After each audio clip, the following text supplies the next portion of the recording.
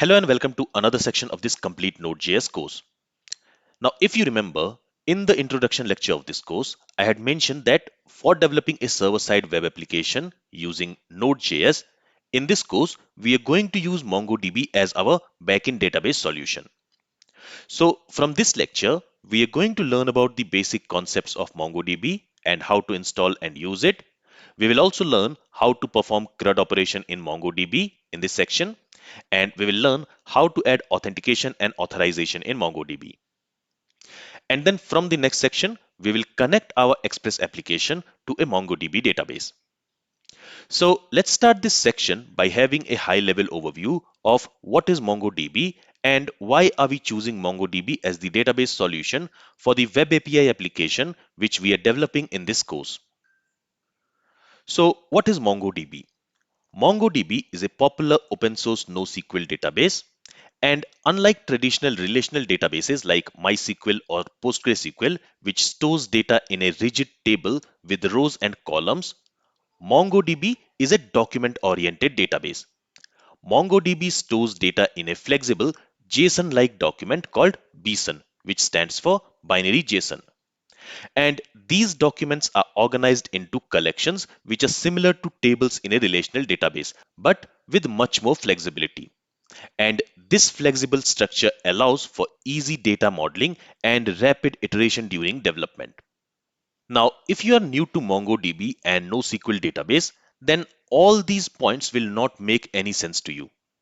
So let me try to explain these points with some examples, and in that way, we will also cover the key features of MongoDB. So first of all, as I mentioned before, MongoDB is document oriented. That means in MongoDB, data is stored in documents which can contain nested fields and arrays. And this allows you to represent complex hierarchical data in a single document, reducing the needs for join. So for example, in a relational database like MySQL or PostgreSQL, we store data in a table in the form of row and column.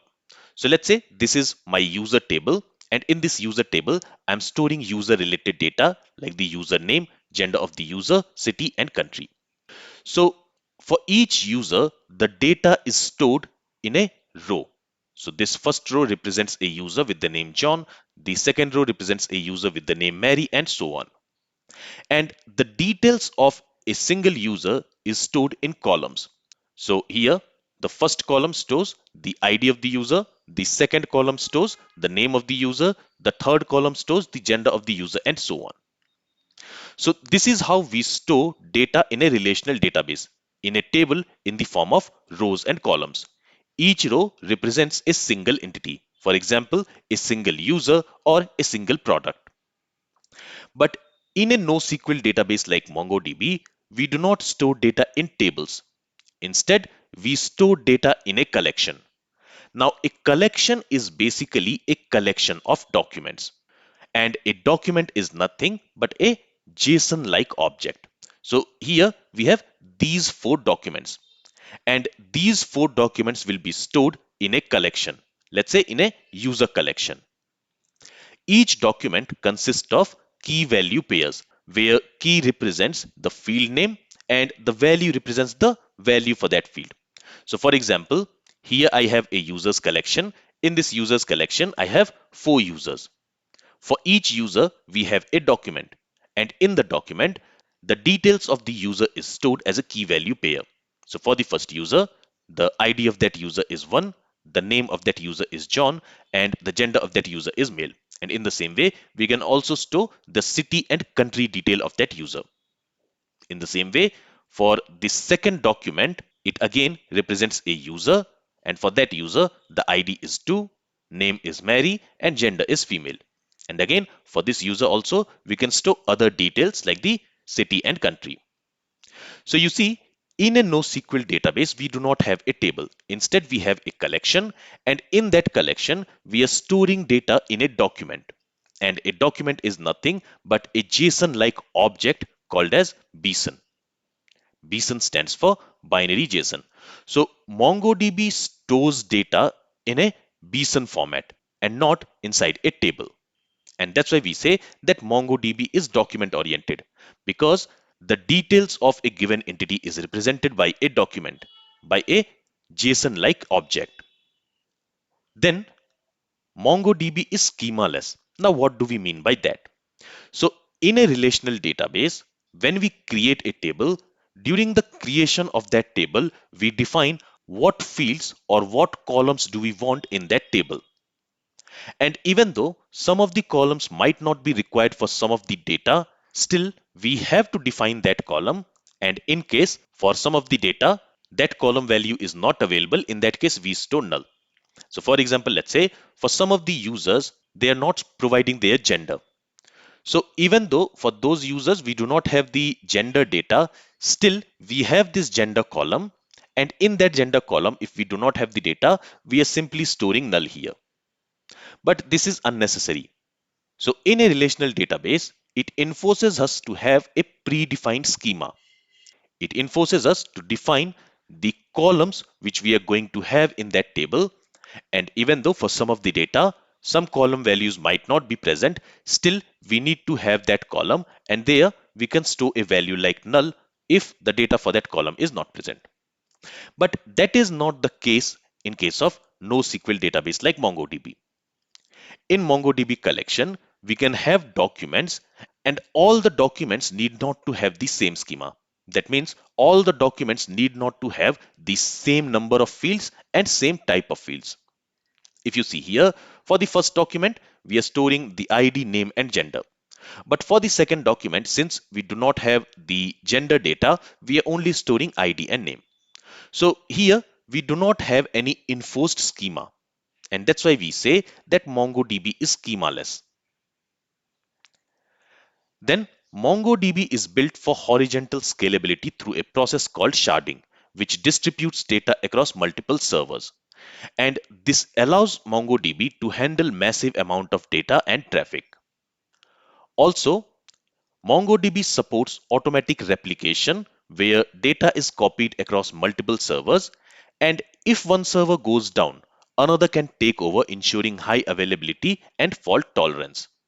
So as a developer, you don't need to know much about sharding and replica sets, but these are also the advantage we get when we use MongoDB.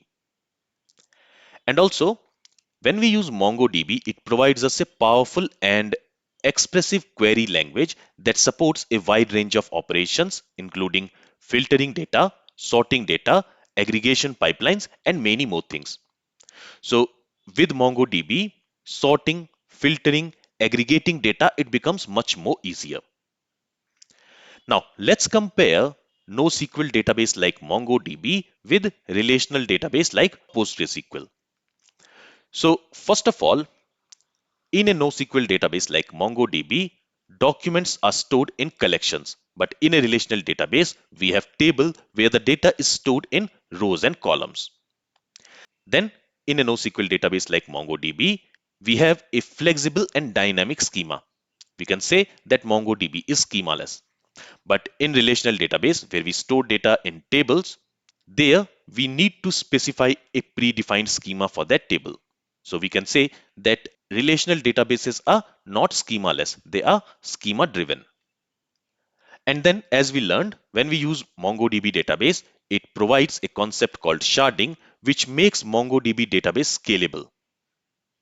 Then in a NoSQL database like MongoDB, we can define relationships either by using embedded documents, which we are going to talk about in great detail in our coming lectures, or by using references. But in a relational database, we always define relation between two tables using a primary key foreign key relationship. So even though if two tables has one-to-one relationship, then also we need to define relationship between those two tables using primary key and foreign key relationship.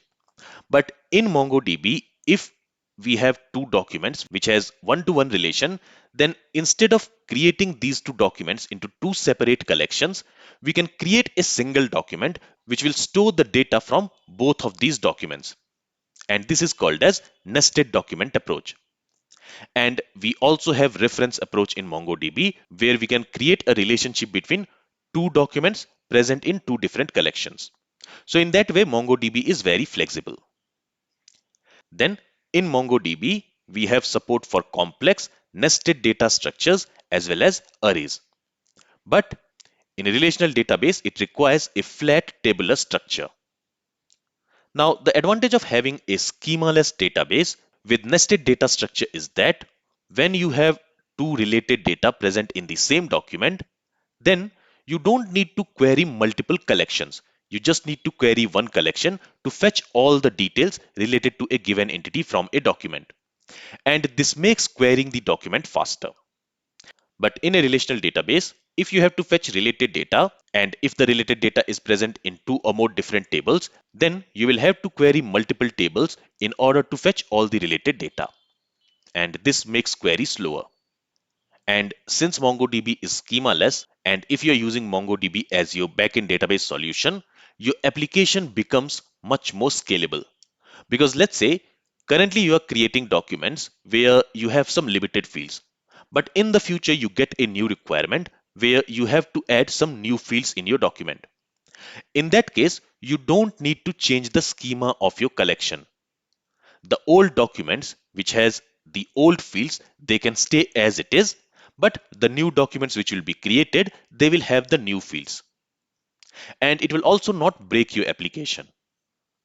So these are all advantages we get when we use a NoSQL database like MongoDB, which uses documents for storing the data.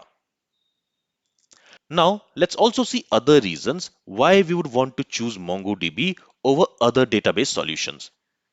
So as we learned before, when we use MongoDB, the data model is not fixed. So if your application's data structure is likely to change or evolve, then MongoDB provides a flexible schema and it saves significant development time. Then, without the need for a rigid schema design phase, you can build and iterate on your application much faster. Also, for applications with a high volume of users or data, MongoDB's horizontal scaling capability provides a clear path to grow. And for use cases like product catalogs with varying attributes, user profiles with nested fields, or comment threads, the document model is a natural fit. Now, as I mentioned before, in this course, we are going to use MongoDB as our backend database solution for the web API application which we are creating using Node.js and Express. So what advantage I will get when I use MongoDB as my backend database solution for a Node.js application? The combination of Node.js and MongoDB is often referred to as Dream Team for building modern web APIs. The synergy between them is unparalleled for a few key reasons. First of all, both Node.js and MongoDB speak the same language, that is JavaScript object notation. So data is represented as a JSON object in our Node.js application code, and it is also stored as BSON document in MongoDB. And this eliminates the need for complex object relational mapping layer to translate data between the application and the database. And because of this, it drastically simplifies the code and speeds up the development. Second, Node.js is non-blocking asynchronous runtime, and MongoDB is a highly performant non-blocking database. This architectural harmony allows them to handle a large number of concurrent connections efficiently, making them an ideal choice for high traffic and real-time application. Then, the seamless data model and a rich ecosystem of libraries like Mongoose, which is a popular ODM for MongoDB, make the development experience fluid and enjoyable. You can write your entire application in a single language, which is JavaScript, and use a consistent data format from front-end to back-end to the database. Alright, so in this lecture, we had a high-level overview of what is MongoDB and why we would want to use MongoDB as a back-end database solution for our Node.js application. Now, in this course, I'm not going to cover MongoDB concepts in great depth. I'm going to cover those topics which we are going to use in this course. But if you want to learn MongoDB in depth, then I already have a complete MongoDB course on my YouTube channel, which you can go through. There, I have around 140 lectures on MongoDB, which covers each and every topic related to MongoDB from basic to advanced. So if you're interested in learning MongoDB in depth, you can check out that course on YouTube. Now in the next lecture, we are going to install MongoDB on our local development machine and also some tools which we need in order to work with MongoDB. And then we will start learning about the basic concepts of MongoDB. So this is all from this lecture. If you have any questions from this lecture, then feel free to ask it. Thank you for listening and have a great day.